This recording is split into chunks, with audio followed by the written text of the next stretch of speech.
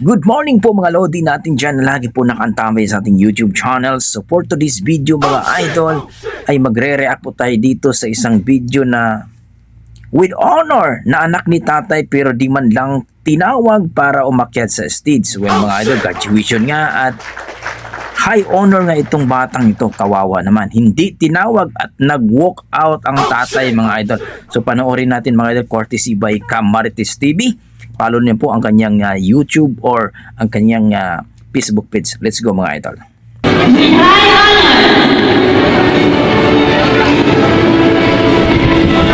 Ayan, ito. Ayan yung nakaputi si tatay. Oh.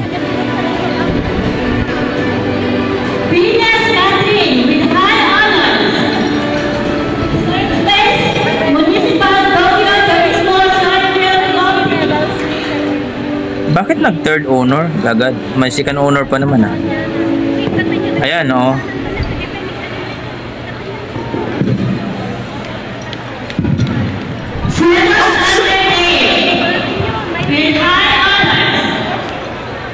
Ayan. Guys, kung makikita nyo si tatay po, no, medyo umano na. Umeksena na. Bakit tinawag yung iba? Pero siya, ang kanyang anak, hindi tinawag.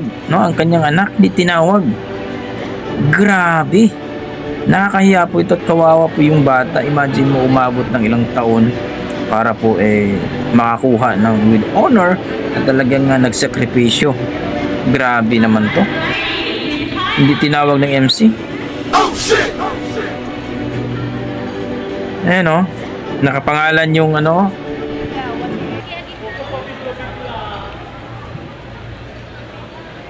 Ayun tatay oh. Wala, nag-walk out na.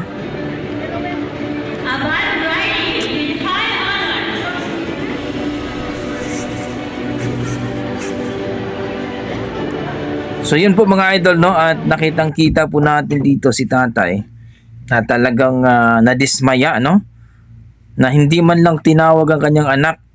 Siyempre nag-expect yung anak niya at siya, kasi siyempre with honor yung anak pero hindi man lang tinawag ng MC or sinong nag-organize nito mga idol. Grabe.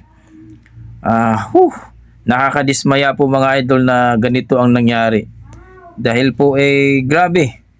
No, maraming nagsasabi dito na hala, bakit naman po ganon? Grabe po, no?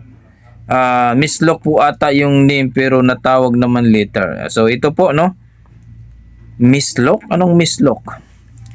At grabe. Kung ganun mga idol, kakaawa naman po yung bata. Grabe ang nangyari. So para sa akin mga idol, sana hindi nangyaring ganun no, kasi nakakaawa yung bata. At buti nga si tatay medyo nag-walk out lang, hindi nagalit at hindi nag-argumentado dun. Nako, yan nakakahiya naman.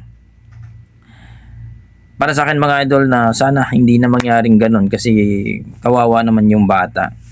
No, talagang nagpupursige at naging honor tapos wala. Kahiya po. So sana hindi mangyaring ganun. No? Update Rumble di ay ang mga medals wala na makasunod moong wala dayon tawag iya anak. O ayan, nag-update na po no? Aba. Sana po no, na sana hindi ganon kasi siyempre nag-expect yun, may organizer yun no, nag-organize yun na ito, sunod ka niyan. Tapos may tatawagin yung pangatlo. Sino kayang mali doon? Tingin nyo mga idol, sino bang mali doon sa nangyari? Kung misunderstanding lang. So, yung MC, yung teacher, o sino? So, please comment down below mga idol. Sana hindi na mangyaring ganun. Nakakahiya po yung ganun. Kawawaan mo yung bata. So, hanggang dito na mga idol. Maraming salamat. Basta may dugong Pinoy, no? Talagang may talent yan. I tried so